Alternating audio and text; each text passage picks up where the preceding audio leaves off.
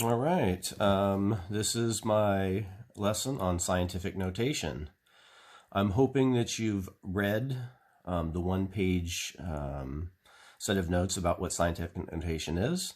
Very briefly, it's meant to be a convenient way to express very, very, very large numbers, and also used for expressing very, very small numbers. We can use it to express any number, but that's its main purpose, is for convenience sake when you have numbers that are very large or very, very small. Anyway, there's two criteria that have to be met to be considered scientific notation, so we're going to review those briefly. Each scientific notation number has two parts. The first part is some number, so I'll just use the number symbol, that has to be greater than or equal to 1. Greater than or equal to the number 1. So decimal numbers like 4.3, 8.9, all of these are numbers between 1 and 10. Number has to be greater than or equal to 1. This number also must be less than 10. So the first part of the number must be a number between 1 and 10.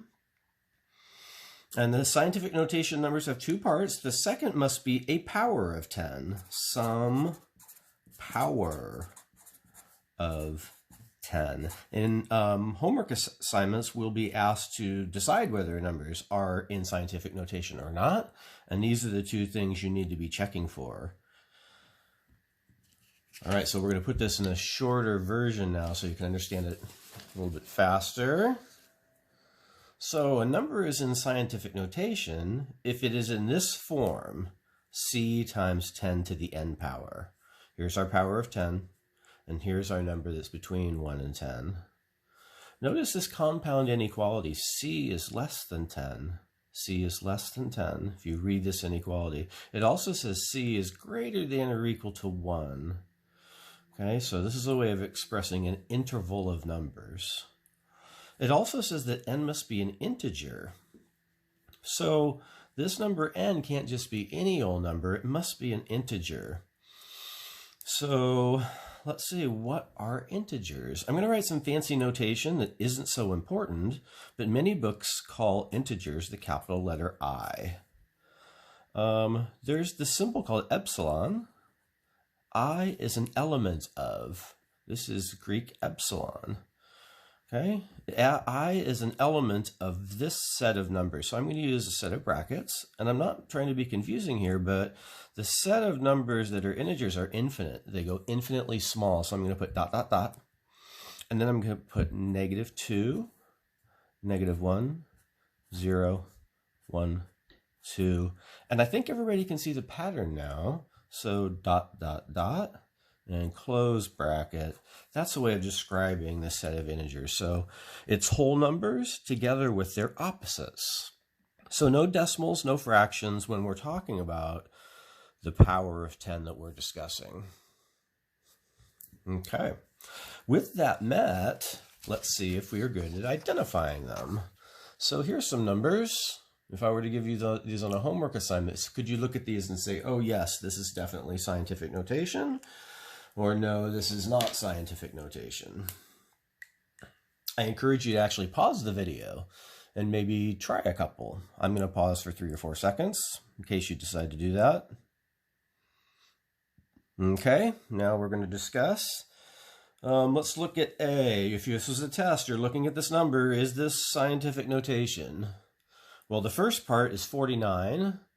That is not between 1 and 10. So this is not scientific notation. 62,000, that's just a regular decimal number or standard number, so definitely not scientific notation. Next number, here's 1.6. That is between 1 and 10, and we're multiplying that by some power of 10. This power is an integer, so it looks like, hey, there is a scientific notation number. I'm going to circle that one. D, the same criteria is being met. This is between 1 and 10. This is a power of 10, so D is looking good. Some people might circle E quickly, but look at this number, 0.34. That is smaller than 1, isn't it? So we have no business circling this one. 5.0 times 10 to the 10th. Looking good. 628.5 times 10 to the negative 9th. 628, way too big. Definitely not scientific notation. This is a decimal number or standard number. There's no power of 10 following this number. Also, the number is bigger than 10, so definitely not scientific notation. And finally, 4.567 times 10 to the 0. Yes, you can have an exponent of 0 here, and we'll talk about that in a bit. So this is scientific notation, okay? So let's get some practice. Let's actually put some numbers into scientific notation and go from scientific notation to decimal form. Both of these should be a skill that we can do as high school students. Helps with science dramatically. This is a very cross-curricular exercise. It's also getting us ready for some really small numbers and really big numbers that we'll be working with as we learn about exponentials. Okay, so as we look at this number, we have 2.23 times 10 to the 7th. This power of 7 tells me this number is big. This number is big. Because 10 to the 7th means 10 times 10 times 10 times 10. So we're multiplying this number 2.23 times 10 7 times. So that means the decimal point scoots to the right 7 places. Every time you multiply by 10, the decimal moves to the right. Okay, so here, I'm going to write the numbers 223 down, 223, and if I were to place the decimal here, I would have only moved it 2 places. We need to move it 7 places. We don't know the remaining digits. In fact, the digits after that we should assume are zeros. And so if I were to move the decimal point 7 places to the right, that requires that I add 5 zeros. So 1, 2, 3, 4, 5. Now the decimal point is there, but I am with whole numbers, I don't place the decimal. I leave it decimal free. We know the decimal is at the end, but there's no purpose to putting it there. So to make this number easy to read, we're going to add our commas. Because with really big numbers, we can't just look and say, oh, is this 2 in the 10 millionth spot? Is it in the 100 millionth spot? Now I can see this is the millionths, this is the 10 millionths, so 22,300,000. Okay, as I look at this number, I'm thinking a small number. Look at the negative power. It must be a small number because we're dividing by 10 3 times. That's what this means. When we have 10 to the negative third, it means we're dividing by 10 instead of multiplying by 10. We'll learn very soon that negative powers mean reciprocals, and so when we see negative exponents like this, we know the number must be small. So now that means I must take the decimal and move it 3 places to the left. I'm going to write my numbers 8, 5 down, and if I place the decimal here, that's 1 place, but we're supposed to move it 3 places to the left, so that requires me adding 1, 2 zeros. So 1, 2, 3, I'm going to place my decimal. You can put a 0 here, although it's not required. This is the number 85 10,000ths. Okay, now let's go the other way. We have some big numbers, and we'll write them in scientific notation. So you ask yourself, 268,000. Where must I place the decimal so that this number is between 1 and 10? Well, if I place it here, it doesn't work. If I place it here, we have 2.68, right? 2.68, that's between 1 and 10. If I placed it here, I have 26.8. That's no good. I'm going the wrong way. I don't want the decimal over here. The only place to put the decimal is between the 2 and the 6. So I'm going to write 2.68. There's my number. I don't need the zeros here. They're redundant. A 2.68 is good. And now I can write times 10. And now I need to choose my power. It's got to be a positive power, doesn't it? This number is big. So I pretend the decimal was here. How many places to the right are we moving it? 1, 2, 3, 4, 5. 5. Okay, be careful. This 5 doesn't tell you how many zeros to add. It tells you how many places the decimal point must move. All right, let's do another. We have a small number now here, so we must know we have a negative power. We know our power of 10 is going to be negative, so I'm going to put the negative there already. I'll decide the rest here in a moment. I need to place my decimal so that this first part is between 1 and 10. Can you see the only place that can happen is between the 4 and the 6? So this is 4.6 times 10 to the, we know it's a negative power because going from here to here, the decimal point is moving left. So we need to pretend the decimal is here and move to the left 1, 2, 3, 4 places. So that's 4.6 times 10 to the negative 4th. Okay, just a couple more details so we're successful on assignment number 1 with scientific notation. Sometimes numbers look like scientific notation. When you do a word problem, you'll end up with numbers that look like this. We're not doing word problems on this assignment, but we will be with assignment 2. So this is getting us ready for assignment 2. When I do calculations, I will end up with a number like 581.2 times 10 to the 6th. We know this number is big, but it's not in scientific notation because this number is not between 1 and 10. So in 2 quick little steps, I can convert this number into scientific notation, and that's the point of example 4. So I'm going to do it in 2 steps. I'm going to start by rewriting 581.2. I'm just going to write the red portion of this number in scientific notation. So the decimal point would have to be between the 5 and the 8. 5.8 times 10 to the. Now, can you see the decimal point would have to move 2 places to the right to give us this number? This number is big, but it's not that big. It's only 10 to the second. 10 to the second is 100, right? So if I multiply 5.8 times 10 to the second, I get this number. Oops, I left off the 1 and the 2. That's unfortunate. I'll add it on the next one. I need to continue, though. I should have added the 1 and the 2 here. Okay, now we still have the 10 to the 6th, so I'm going to put the 10 to the 6th there. And now here's a funny part when it comes to working with powers. These 2 terms are going to come together. 10 to the 2nd times 10 to the 6th. Can you see that 10 has been multiplied together 8 times? It's 10 times 10 times 10 times 10, 6 times. And then here's 2 more. So our power of 10 is actually going to be 10 to the 8th. So that's an interesting power rule. When you multiply powers with the same base, you add their exponents. Okay, now I need to get that number between 1 and 10 out in front. I flubbed up a little bit and wrote 5.8, and I should have written 5.812. So I'm going to reinsert it here, 5.812. If I had only written 5.8, my number's close, but doesn't really express this number with the accuracy that we would like. Okay, let's do this one more time. Okay, this number is tiny. This number is big.